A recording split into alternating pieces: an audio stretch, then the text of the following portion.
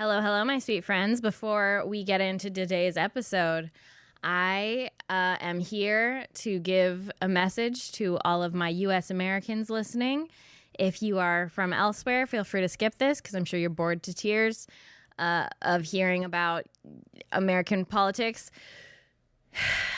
If you are eligible to vote in the United States, please listen and please vote. For the love of God, please vote. That's my main message here. Please vote, and please vote against Donald Trump. His proposed platform is extremely damaging to LGBTQ people all over the United States and possibly other places in the world that are influenced by the United States. His platform is unbelievably transphobic. Some of the ads he's running are some of the most vile and disgusting things I've ever seen in my entire life. And that's not even to mention his disastrous idea of foreign policy and how it will affect the rest of the world. If you're able to vote early, do that. Otherwise, please go to the polls on Election Day. Election Day is Tuesday, November 5th. It's this coming Tuesday. Please vote. Please vote. Please vote. Everyone who's not U.S. American, okay, you can tune back in now. And on to the episode. I don't know if I have... Okay, I don't know if this is anything. Okay. But I do have a story that happened to me today. Okay. Tell me. And it kind of scared me. Ooh, it's a scary story. So as you guys know, I'm dual wielding. Oh, yeah, Right. that's true. Yeah, I just got a new phone. So you have two phones right now. So I have two phones right now because I still haven't transferred stuff from my old phone, so I just brought both. And I turned my new phone on for the first time this morning, and I got in my car to come here, and I tried to connect my new phone to the Bluetooth. And I had transferred over my cellular data already, and I was like in my car away from my apartment. There was no internet for my phone to connect to, my old phone or my new phone, I guess. And so my cellular data is on my new phone. But my old phone, My head's spinning. get ready for it to spin all the way I don't off think your I can- fucking body. This story's a little too intense for me. Shut up. Like, My old phone literally started playing music. and what music was it playing, Juniper? Literally, Bury Me was the name of the song. And it started playing music, and it wasn't connected to fucking anything. Oh. And it literally, that's what was so scary about it was playing, because I was trying to get my new phone to connect to the Bluetooth in my car, and it literally just would not connect because my old phone was dominating the Bluetooth. Wouldn't let it go, like, was somehow connecting to God and playing music, even though I was like at like fucking Camp Bow Wow dropping Rye off, and it was still playing music, like multiple songs. Kat, no, you're gonna try to give me a reasonable, logical explanation for this shit. No, I'm not. I was just wanted to tell you very gently, this isn't anything. No, No, guys, like, this is crazy. guys, like, I'm really scared right now. Like, This is crazy. I don't know how you guys could be so calm after you heard that story. Like, I feel like This I'm having is a party. crazy shit. Juniper, you Juniper, can just say it. stop. I'm scared. It wasn't connected to the network. Stop it. It was off the network. I don't want to hear this. And it was still playing music. Clearly it wasn't off the network. Well, It also was- your phone doesn't need to be connected to a network to connect to Bluetooth. Yeah, but it was playing Spotify. Do you have songs downloaded? Like I said, this isn't anything, friend. I love you dearly with all of the love in my heart. For the first time in my life, I am not a Shaniac. I know what Ryan feels like now for the first time in my fucking life. And it's horrible. I'm really sorry. How can they do this to him every episode? I'm so sorry that Because he's wrong.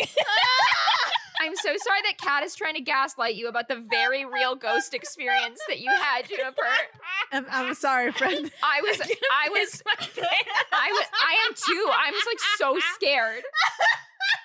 Like, I don't even think we should record. Like, I think we should all just like go God, home. I wish our podcast was a video medium so we could have recorded the look on Juniper's face when Kat asked them if they had songs downloaded. It was so fucking funny.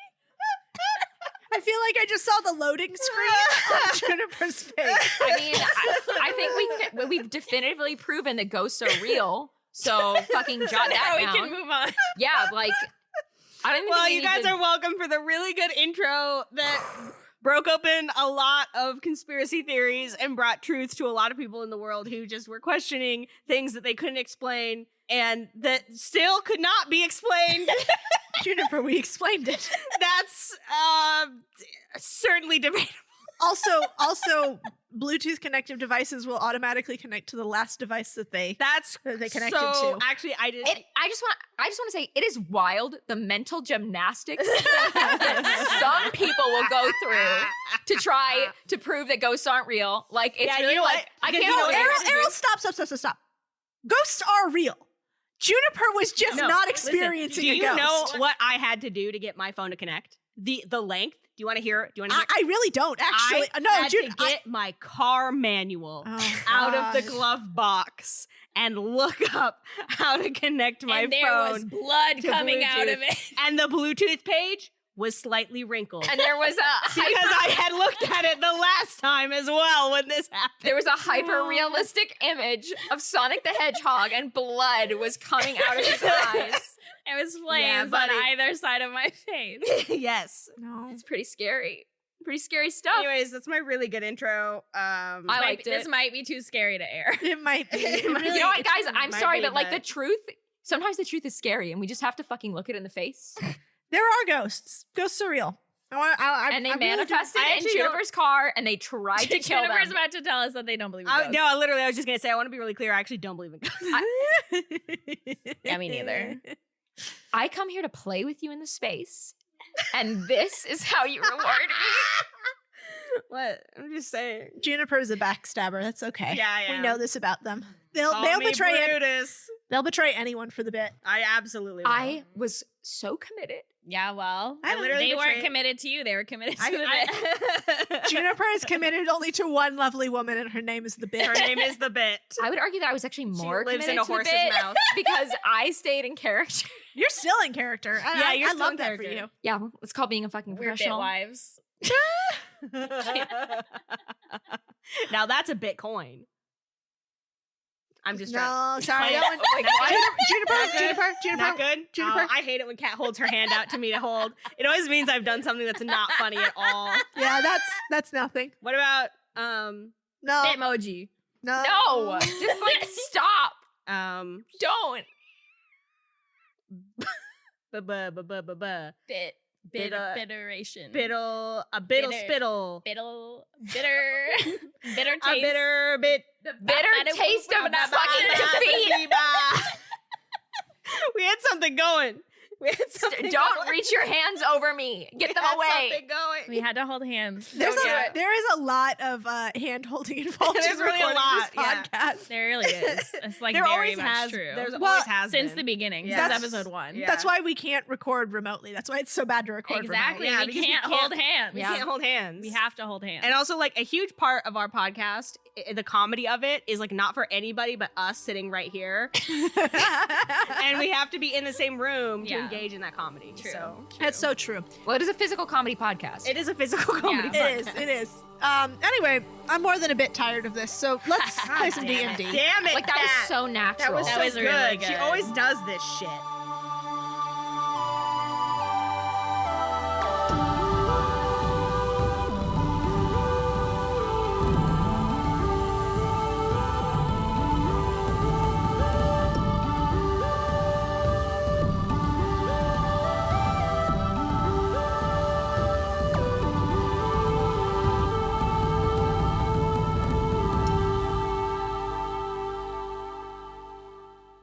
Last time, you guys fought a dragon. That's what happened last time. Yeah, did. Oh, we yeah.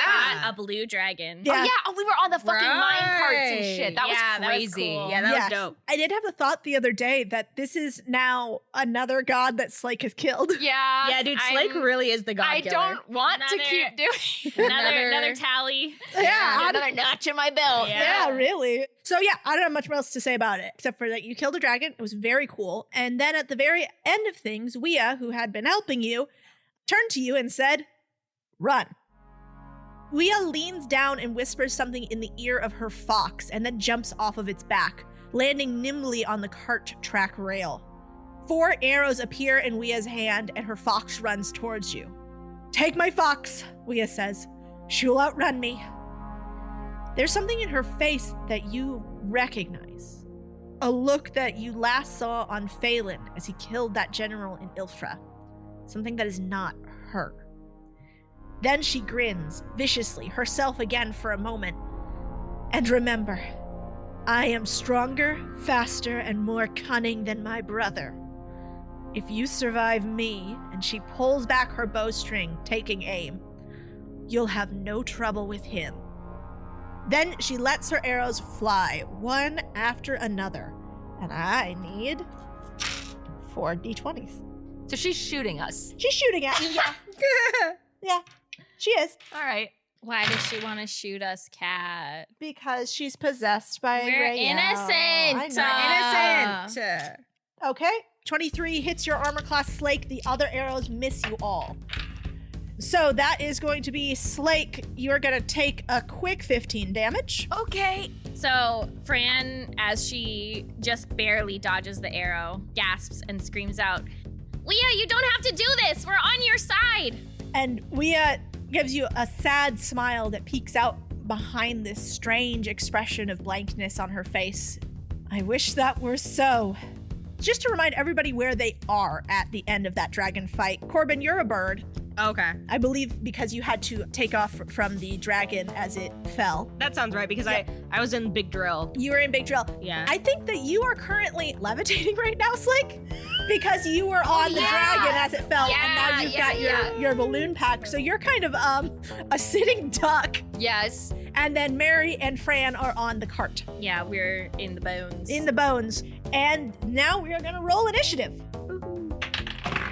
Okay. What are your rolls? I got a non-natural 20. Okay. I got 21. 18. All right. So the order is going to be Wea, Corbin, Fran, Slake, Mary, and before Wea actually is going to be her golden fox, Inasa. Inasa stops just long enough to scoop up Mary and Fran from the minecart. Her delicate paw is balancing perfectly on the track. Her fur is soft and long enough that you can stick your fingers in and hold on. But the perfect balance that keeps Wea on her back is a more godly grace than you possess. So you'll need to keep one hand on the fox or make a DC 14 dex saving throw to stay on her back if you need to use both hands to cast a spell or use a weapon or something. Inasa is going to, she makes a big jump and snatches at your balloon pack, Slake, and then grabs the strings in her mouth as she jumps past you. Oh, jeez. Hell yeah. All right, and now we are in initiative. Wea is going to go first again, and so she is going to roll her 4 attacks. But you can tell as you watch her, like you turn to look back and you watch her draw her bowstring, she is trying hard not to hit you guys. She is actively fighting against this force that has taken her over. So she's rolling at disadvantage. Nice. I'm assigning these dice to each of you. Okay. Fran is the blue one. Mary is the purple one. Slake, you are metal.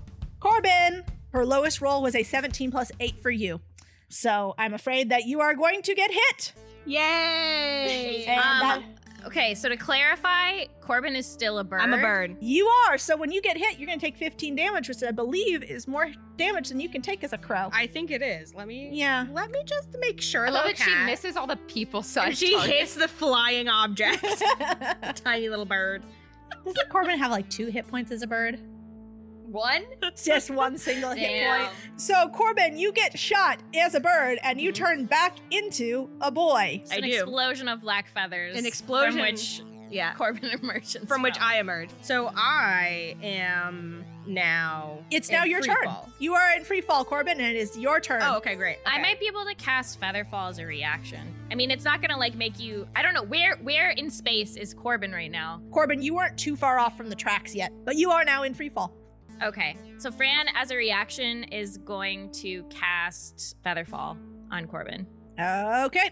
And you know what? Actually, she can cast it on 5 willing creatures. She's gonna cast Featherfall on all of us. Just Nice. in case. Yeah, just in case, and it lasts for 1 minute. So if any of us fall, we're not gonna like take a whole bunch of fall damage. Does that include the fox then? You also cast Featherfall on the fox? Sure. Great. Cool. You're all feathered up. So Corbin, now Okay. you are falling slower. Slower. Okay, great. And the tracks are beneath me, so I'm just gonna land on them, right? So Corbin, I think because you were flying up from the dragon as it fell, you're going to be just a little bit below the cart tracks. You're very close. You're within maybe like 10 feet of the cart track, but you are just below it, so you're not going to be able to make a clean landing. Okay.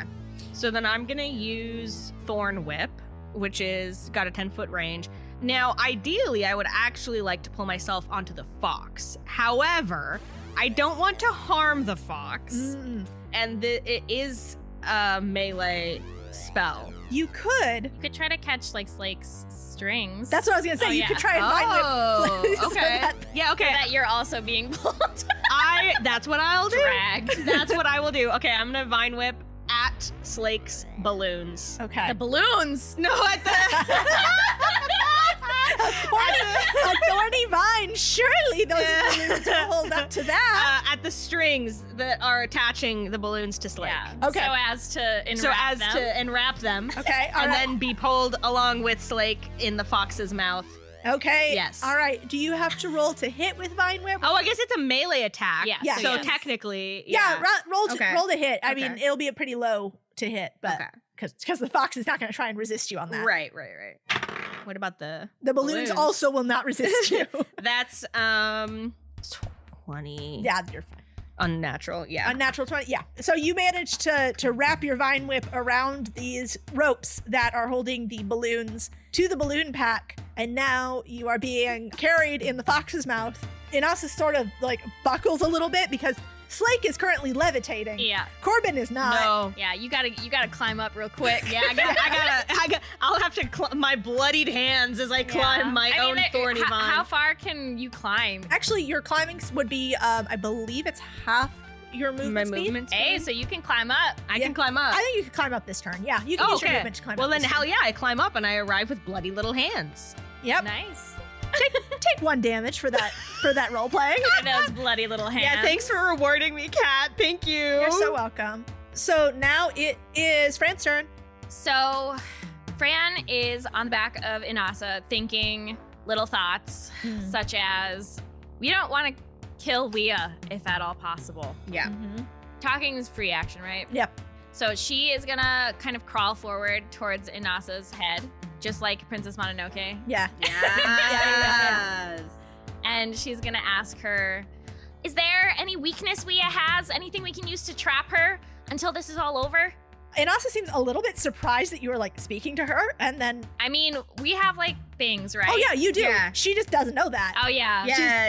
She's probably only ever been talked to by Wea. Fair enough. And Inasa says, "My mistress?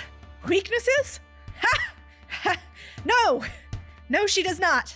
Our only hope is if we can outrun her and get to somewhere she cannot follow. If you can, perhaps an obstruction, something to slow her down." All right, Fran is gonna look back. So Inasa is running along the tracks. Yeah. Wea's also running along the tracks. Yes. Okay. How far behind us is she? Are you suffering from high-quality podcasts? You see, quality podcasts stimulate parts of your brain, leading to an irksome condition called thinking. But suffer no more, my friend. Introducing Discount Storytime's blend of fictional nonsense and rancid gibberish to provide soothing relief. Try Discount Storytime today. Available on most podcast catchers and at discountstorytime.com. Consult your healthcare provider before listening to Discount Storytime. Not intended to treat unicyclitis, pickleball liver, or jittering expectations. She is currently about 20 feet behind you. So I'm going to cast Fireball, not at Wea, but at the track between us. Hopefully so that it sets on fire and like slows her down and damages it so that it will start to be destroyed. I'm assuming that just like happens because it would be a dex save. Yeah, the tracks do not resist. Okay, they but- cannot move.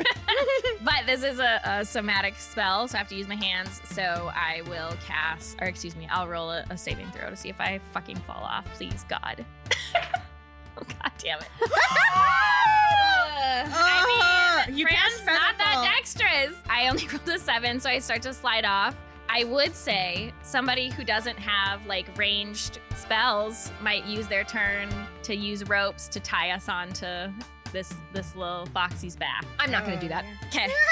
I wasn't talking about you, so. Wow. Well, now it's Slake's turn, so we'll see what Slake's gonna do. Damn. So the first thing I want to do is react so that I can, as Fran is falling, I can grab her hand so that she's, dangling from me above the pit beneath us. Because we both have feather fall on us, I'm assuming it's not going to be like having to pull the full weight of both of us up. Yeah. Could I use my turn to get up on the fox's back and then maybe try to secure us with some rope? Yeah, I think so. And I think, you were able to catch Fran in like before she fully fell off. But yeah, you're able to like stabilize Fran and like get her back on. And then however you want to do it, you can either like just try and climb up the fox. You can try and like swing on your balloon rope. Yeah, I think I'm just kind of, awkwardly scrambling up onto the fox and clinging onto Fran. And I say, gotcha, buddy. Thanks, Slake. By the way, is the track on fire? Oh yeah, behind you, the track is on fire. You have lost sight of Wea behind a wall of flames. Okay, so now everybody is on the fox. We've arrived on the fox. You've all arrived. All right, on now the fox. it is Mary's turn. How are you guys doing on your hit points? I mean, I'm not bad, but I have 51 out of 80. Okay. So I'm not, I dying. have 76 out of 92. Okay. And I have... So I mean, like, if Wea's gonna fucking get us, like, it'd be great to be healed. Yeah, I think Mary is going to give you guys a little bit of a little healing. She is going to use mass healing word at the 5th level. You know what? Oh. Ooh, she actually rolled really well. So that is going to be 17. Everybody gets 17 health. Oh, nice. Thanks, Mary. And now it is back up onto the top of the order with Inasa, who is going to use her dash action to put a little more distance between you guys and Wea. So she is running along the tracks, and now it is Wea's turn. And you look back to the wall of fire, and you see just as Wea jumps through, using her entire movement to jump through the fire and land on the tracks again. But that is going to be her whole turn. Cool. So she is back behind you.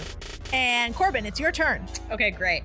Corbin is going to summon a draconic spirit. Okay. Oh. Dragging it up. Bitch. Okay, so I summon a dragon spirit, and it's a big ass dragon.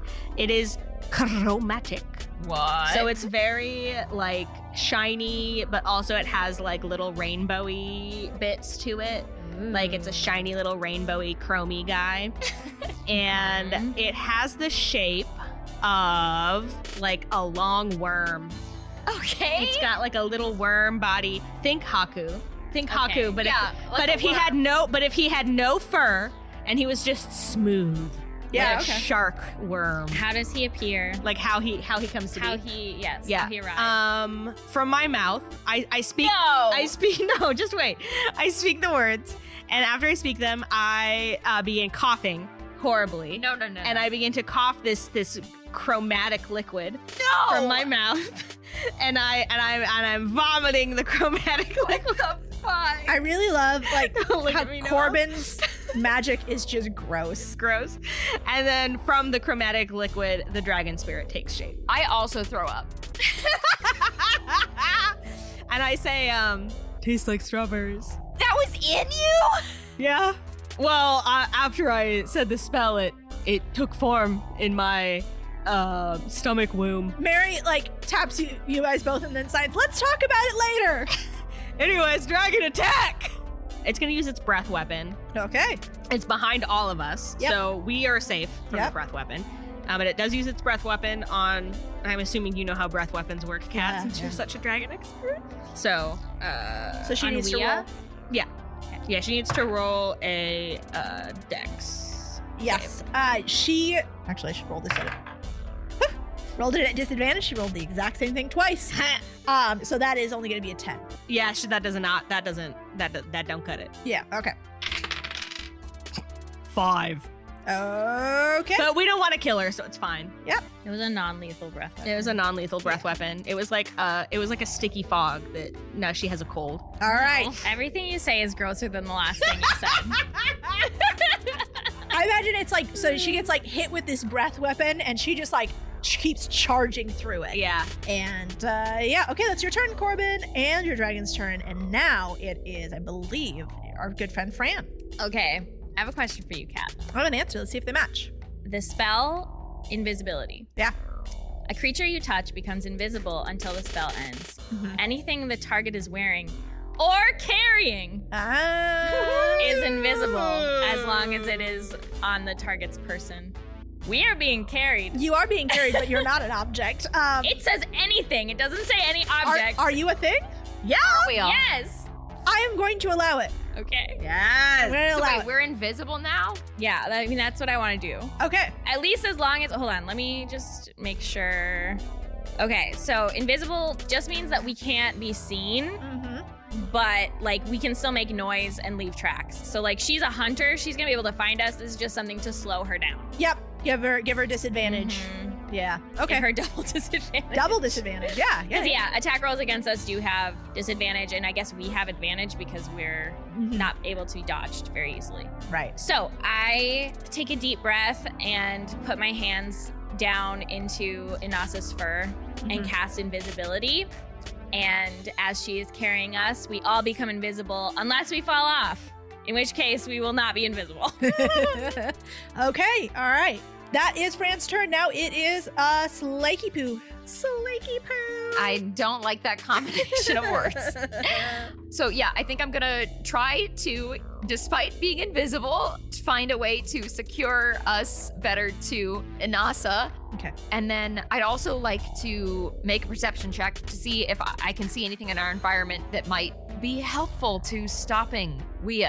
Okay, sure. So first off, because you guys are invisible, it's going to take you a little bit longer than one turn just to secure you guys. I'm going to say it's going to take 2 turns for you to secure everybody to Inasa's back. Yeah, I'm frantically like feeling at the rope. Yep. And grabbing your friends, and they're going, hey. That sounds just like us. Sounds Sounds exactly like us. Exactly what you guys I sound do like. a great impression, actually. Those are good. And as for perception check, please go ahead and roll it. It's not a natural 1. It's a 6. Those fucking dice, dude. Those fucking dice. It's like you are too preoccupied trying to figure out how to tie an invisible rope, and you're Yeah. like, you cannot see what is going on around you. You are too distracted. Fair. So now it is Mary's turn. What is Mary gonna do? Great question. Mary, you feel her twist behind you, and there's a flow of magic that shoots out, and it is visible even though she is not. And it is the sort of inky blackness that is tinged with gold. And it goes straight for Wea's eyes, but Wea just ducks under it nimbly. And she is not blinded. So that was Mary's turn. Now it is Inasa's turn. The fox looks back at Wea and then leaps off of the tracks.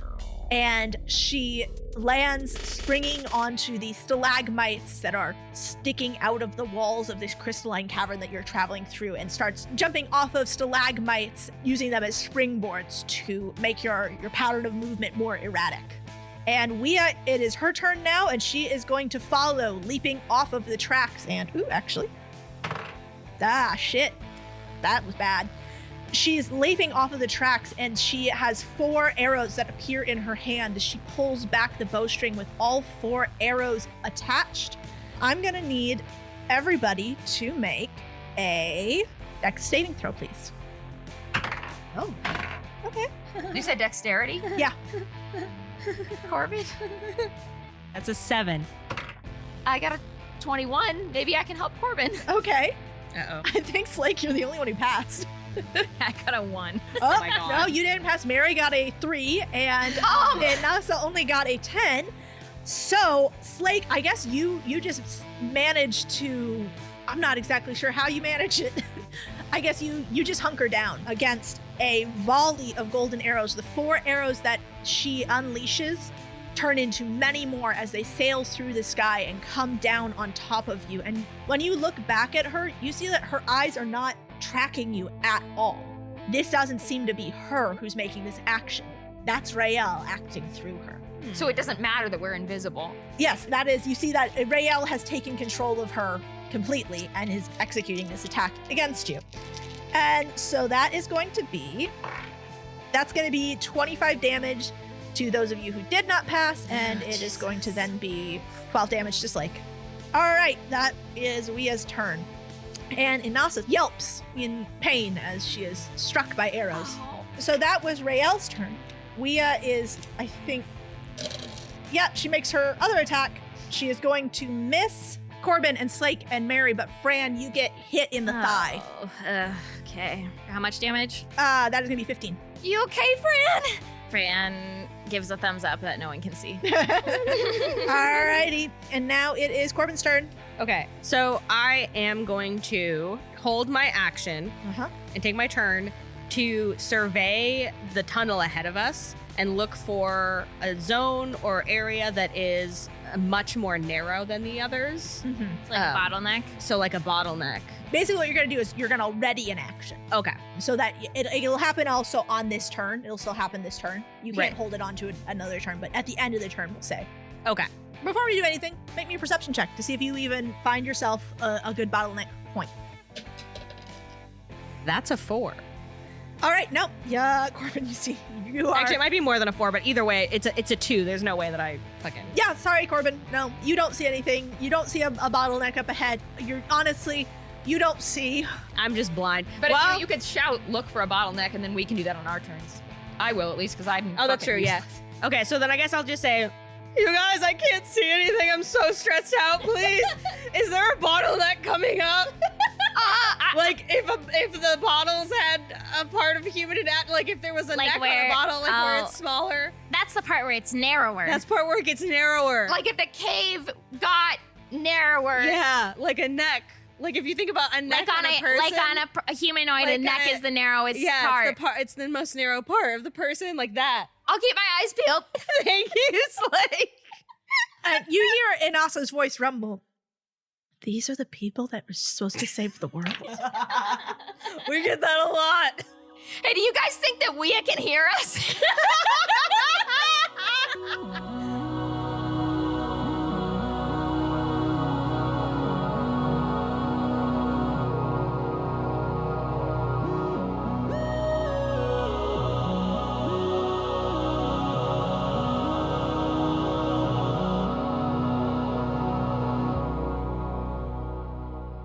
Well, hey there, y'all. I'm here to do the mid-roll today. And I tell you something, I have been working my behind off today building a new rolling kitchen cart for myself. And it has aggravated the dickens out of my old hip. So I've put together a little script here and some notes, and we'll just get through this right quick because it is getting close to Grandma's bedtime. Let's see now. Let me get my spectacles. Okay, first things first. I want to say thank you to our new patrons, Diana Lazati Segura and Booney. You sweet things are what keep us afloat over here. So from the bottom of my silly old heart, thank you. Next up, we've got, it's another thank you. This time to Seth from Discord, who sent us some incredible watercolor art and personal messages, and most importantly, a wonderful piece of embroidery, which I just love to see the young people taking an interest in. You know, I used to embroidery with my nan back in the day, and it's a lovely pastime.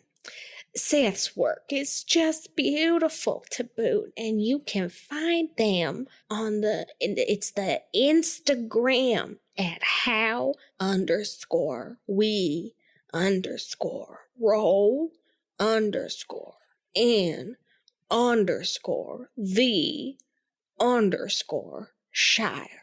That's how we roll in the Shire, with an underscore between each of the words instead of a space. Just wonderful. Now, before we head back into the world of imagination, I have got one last piece of business to take care of here.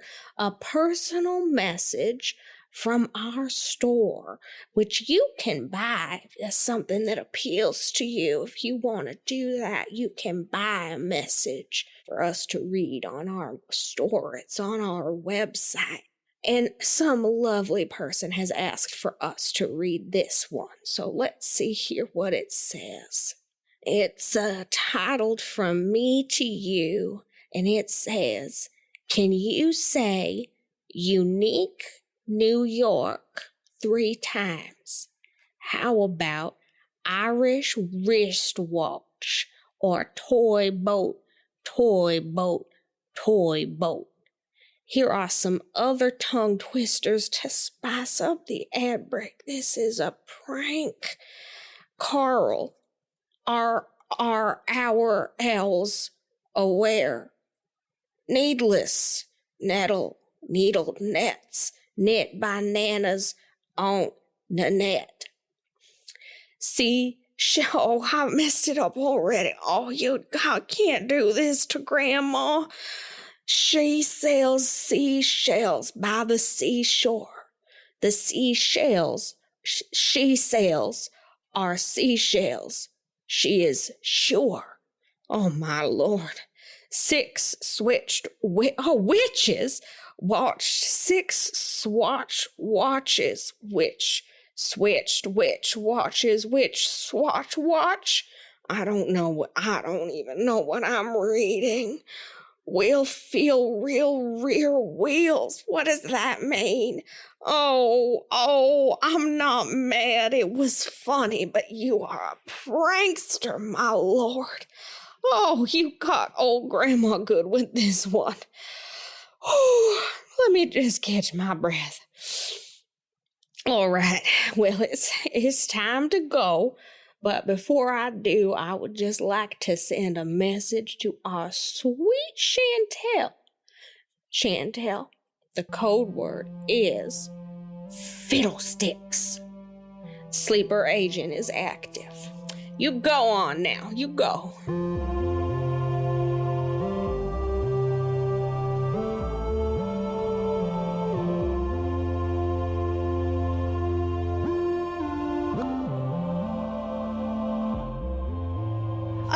So it is actually it's now your chromatic dragon. Wait, do I not get a turn at all? Well, because I just failed a perception check. You did. I suppose if you want to do something else, yeah, you can. I can still. It is also you also have a chromatic dragon that needs to. Yeah. But he'll get to go after me. He can wait his fucking turn. Okay, Jesus.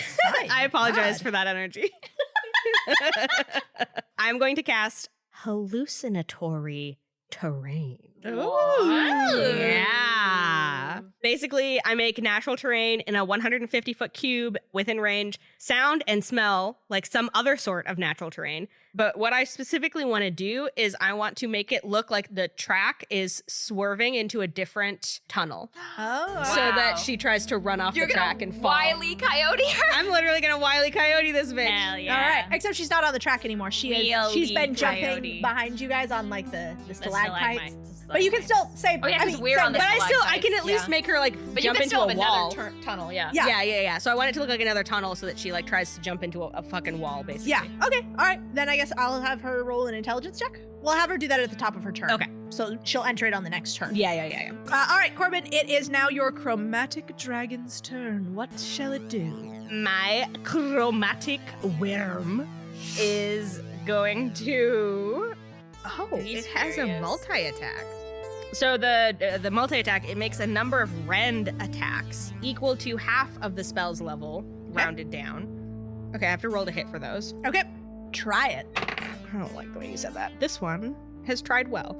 Yeah, so that's 23. All right, that will hit. Hell yes. Okay, so the first one hits. The second one does not hit. So that is 13 damage from the rend attack that hit. Okie dokie. And then it will also use its breath weapon. So Wea needs to make another dexterity save. Okay. That is going to be a Actually, only gonna be a 15. She didn't roll super great. Oh, fuck yeah. Well, then she takes the full damage. Great. Which is not a ton. But, I got a 6. That's 8. 8. Okay. Yeah. And my little dragon wriggles in glee.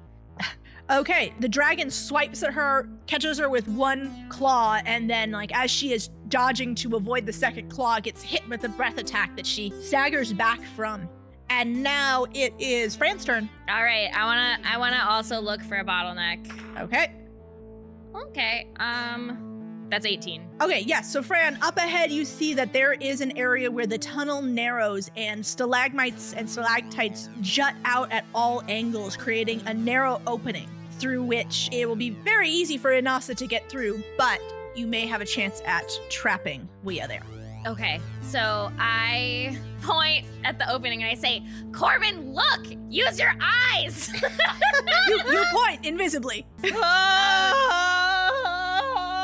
then I say, I mean, where is it? Straight ahead of us? Yeah. Forward. Okay, so I say, it's at 12 o'clock! Okay. Oh, okay. I got it. Got it. God damn. And then I'm gonna cast to slow her down an illusion of, like, Inasa not where we are. Okay, great. Like flickering in and out of existence as if the spell kind of failed for a second. So that she's maybe distracted, doesn't know which one is the real one. Okay. Hell yeah. What does she have to roll to, like, see through the illusion? Is that a wisdom? Yeah, it would be a wisdom. Okay, I'm not gonna do that this turn, but next turn. Okay, Slake. Cool. Okay, so Fran's already used the incredible power of looking at things. Mm-hmm. So I think I'll just try to focus on finishing up, trying to get us Tied. securely tied to Inasa. Okay, you do it. Hooray! Huzzah! Okay, great. And now it is Mary's turn, and I think Mary is going to cast Bless on all three of you. And whenever you make a attack roll or saving throw, you can add a d4 to it now. Nice. All right, back to the top of the order. It is Inasa who is going to charge forward to get you guys through that narrow opening. So that Wea is behind you and you now have a little extra breathing room behind her, as she is going to roll a wisdom saving throw, she being Wea, to see if she sees through all these many illusions. All right, that is going to be a 16. Does that break either of your illusions? Not mine. No, it doesn't. Oh my god, it came close though. Okay, so she slows down looking around and, like, you glance back and you see her run smack into a stalactite. That she, like, looks stunned for a second, and then that sort of blankness takes over her face again and she just jumps over it. And that is, I have to actually, that's her turn, but what about her dark passenger? Okay, just barely, she resists Rael this turn. And now, Corbin, it's all up to you, baby. Whoa! I see us pass through the bottleneck. That's the narrowest part of the bottle. Which is, as Corbin knows, the narrowest part of the bottle. In this case, not a literal bottle, but a figurative bottle and a literal tunnel. Yeah, And a figurative neck. And a figurative neck, which also has a figurative bottleneck. All right. We've established this situation. I don't think we have. I'm confused. Corbin I can go on. Nope, that's okay. And he is going to cast Wall of Stone. Wall of Stone!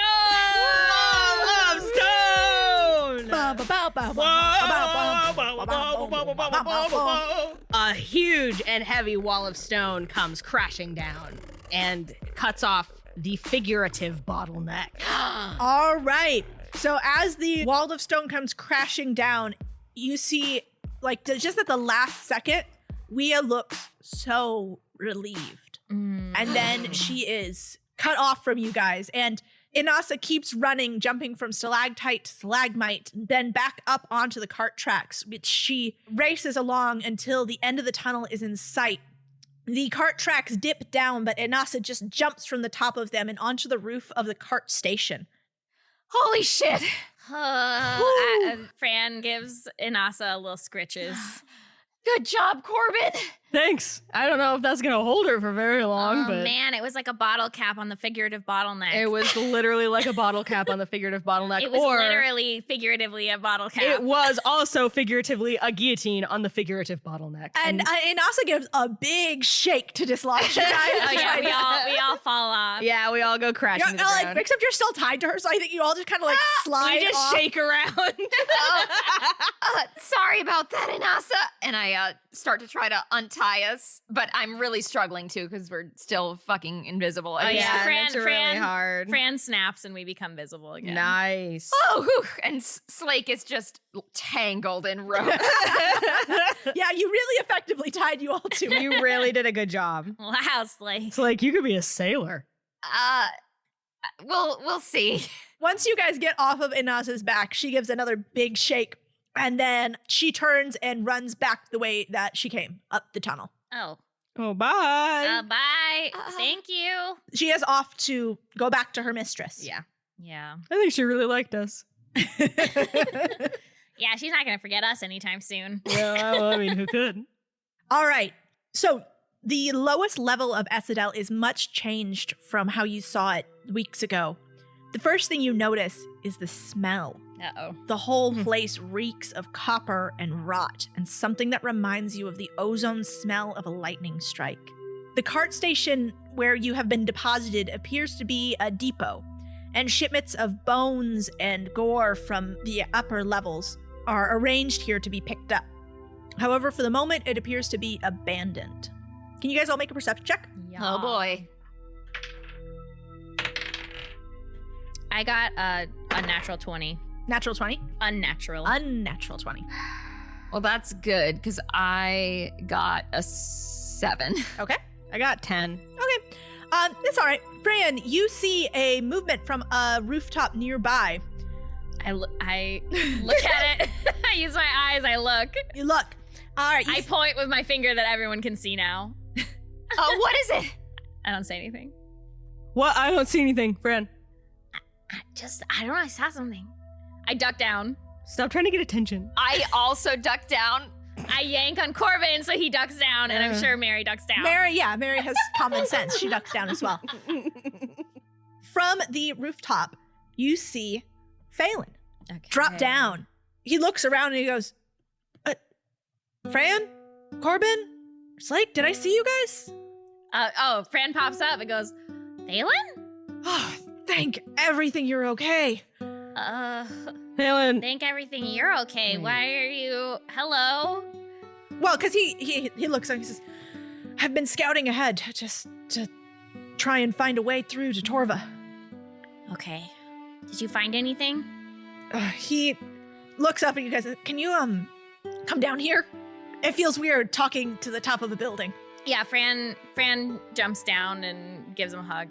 Yeah, he embraces you and like puts a hand on the back of your head for a second and then pulls back. And it's wet. Yeah, it's wet. I want to jump down and give Phelan a hug too. Yeah, me too. Oh, he I push Fran out of the way. Fran falls to the ground dramatically. Mary comes and helps you up. And there's like Bollywood drama like effects as Yes, Fran falls down. yes. It's like pickle. Yes. And she's like, oh! And like the screen shatters into glass. Yes. Whoa, Fran, are you okay? Yeah, Fran gets up. She's like, I'm fine. Phelan extracts himself from all of you and he says, this is... Oh, I knew my father was vicious, but you guys, what he's done here is... It's beyond anything else. It's pretty bad. What did you see? Fran looks around and says, is there a better place we can talk? Yeah, this way. I found a spot that's safe for now. And he leads you inside the building that he had dropped down from the top of. And it appears to be just an abandoned workshop.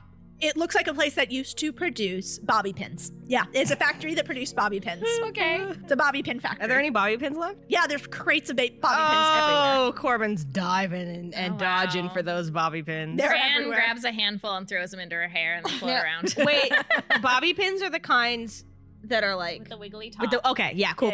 Yeah. Corbin puts a bazillion in his hair. It's like, as you guys are talking, like Corbin is just putting like bobby pin after bobby pin into his hair. Yep. I love okay. that. Yep. Love it. So You guys are now in a bobby pin factory. And Phelan, he like peeks out the window to make sure that the coast is still clear. And he says, the whole level has been converted into workshops to work on the dragon. You guys, we need to hurry. It's not done, but it could be. You know? I think he wants it to be reinforced or something, but that thing could take off at any minute. Does he need another god to sacrifice to bring it to life? Phelan shakes his head and then sort of nods and shakes his head again and says, I don't quite know. I don't think he's trying to sacrifice another god. I think he's going to sacrifice himself. Oh, that seems like the kind of fucked up thing he might do. But if he did that, I mean, would the dragon retain any of his sentience?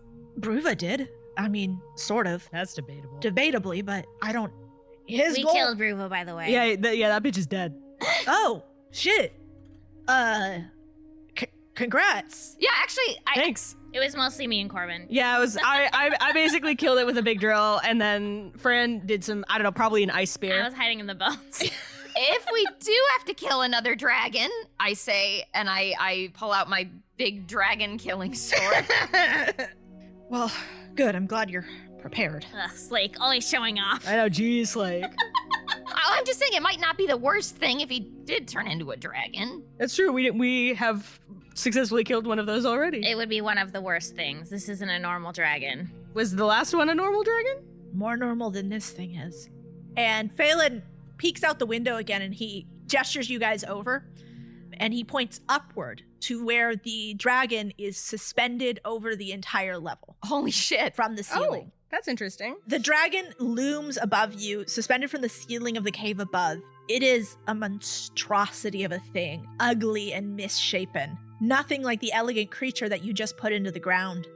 Skin is pulled tight around the bones, with no muscle or fat to pad out the normal shapes of a creature. The eyes glow dull, milky white in an unblinking stare that surveys the level below. And Phelan sort of gives a shiver. He says, like I said, ready to take flight at any moment. What color is it? The dragon is the color of dried blood. It is a sort of rusty, reddish, sort of fleshy color.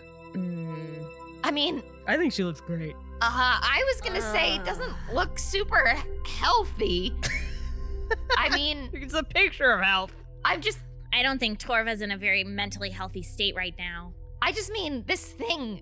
What is it made of again? Bones! Yeah, Phelan. Walked right into that one.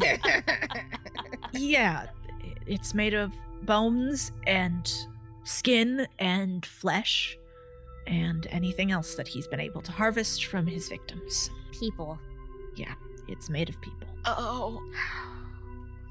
He's up there. He points towards the dragon. There's a workshop above the Titacairn. Everything else has been co-opted into producing the materials to make that thing now. All of these factories. A lot of them are charnel houses. But I managed to find a safe path through. I'm glad I found you guys when I did. Does that mean that the other you knows we're here too? Phelan sort of haltingly nods. And he says, I'm sure he's already told Torva. So we don't have much time, and we have to keep moving. You do. Come on. I've figured out a way through this where we can avoid most of the guards. There's still a few wandering around. Phelan, if you've been scouting around here, do you know about any stores of cold iron? That's gonna all be in the Titacairn proper. You'll need to go through that before you get up to the platform where they're working. Come on. Maybe we could blow the whole dragon up before he even starts his ritual. That would be ideal. I think that's a good plan. We need to get rid of that thing. Phelan nods and he says, all right, well, come on, this way. And he brings you back up onto the roof and then through a twisting path of the narrow, cramped alleys between the workshops. I'm gonna have you all roll stealth checks for me, my friends. Do we still have Pass Without Trace on us, or has it worn off? I would say it probably is not. Okay, that's kind of what I was thinking too, so okay. Yeah. So I, before we go anywhere, I'm going to cast Pass Without Trace on I will love us. That's great, because Phelan rolled a natural 20, but Mary rolled not great. So she'll take that extra plus 10. Thank you very much. Yeah, I bet you will. All right. Okay. I got over 20. Okay. Yeah, 24. Okay. I got 23. All right.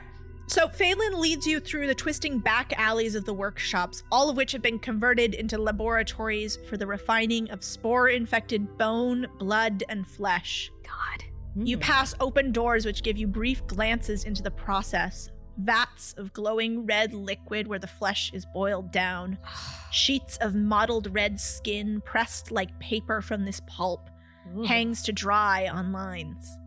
Bones ground into powder and reconstituted into dragon teeth and claws stand at the doors of these workshops, ready to be carted up to the beast above. You pass by guards, but you have all rolled beautifully, and they do not see you. And Phelan, stops you guys when the guard is coming and waits for the guard to pass, and you guys are all able to easily avoid these guards. As you grow closer to the Titacairn, you see that the whole area has changed since last you saw it. The tightly packed factories and workshops around it have been leveled and reshaped into a flat plaza, where you can see evidence of the workstations where pieces of the dragon were assembled. The dragon itself looms above you. And Phelan leads you out into this open area. We're almost there, he says. Come on, move quickly. The guards will be here soon.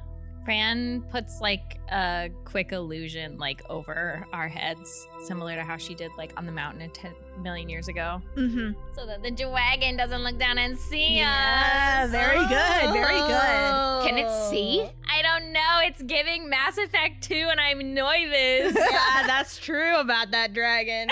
Damn. So Phelan pauses near the center of the plaza. He turns to look back at you, and then, faster than you can blink, he is knocked to the ground. Oh, shit. He and his attacker roll together and then break apart. And Phelan gets back to his feet. As does Phelan. Of course. Of Leave him alone! The new Phelan looks back at you, stricken, and he says, "Run! It's a trap!" And when you look back at the Phelan you've been following, he smiles, and the illusory disguise melts away from his skin, You little bitch! revealing black eyes, his arms dipped up to the shoulder now in that inky blackness. No, we need to give him credit for that one, you guys. We don't have time for that! That was good. He laughs and says, "Oh, come on, Fran. Did you think you're the only wizard in the world who can work illusions?" Yes! From the alleys all around you, soldiers in blue robes of the Titacairn step forward. Their weapons all sing with the sickly feel of cold iron. Each wears a glowing crest pinned to their robes. Behind each of them, a shambling horde of zombie dwarves slowly shuffle out to fill the plaza, ringing you in. And Phelan, the real Phelan, looks back at you and says, "I'll take care of him," he says, pointing to Pholin. "You guys need to get to Torva. The dragon is ready any minute now." Roll initiative.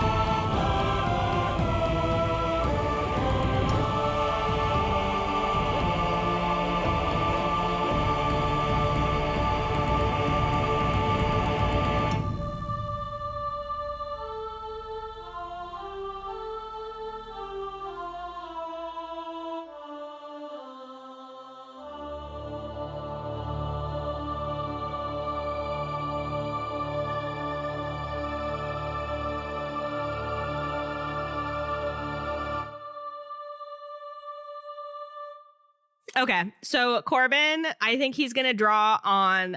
This is actually not gonna be gross. I don't think, you guys. This is crazy. From between the stalagmite crystals, an ooze begins to drip. Yeah, You said it wasn't not gonna be gross. Well, I'm trying my best. No, you're not. Okay, I'll do this a different way. It can be an ooze. No, from the ceiling, like a guillotine.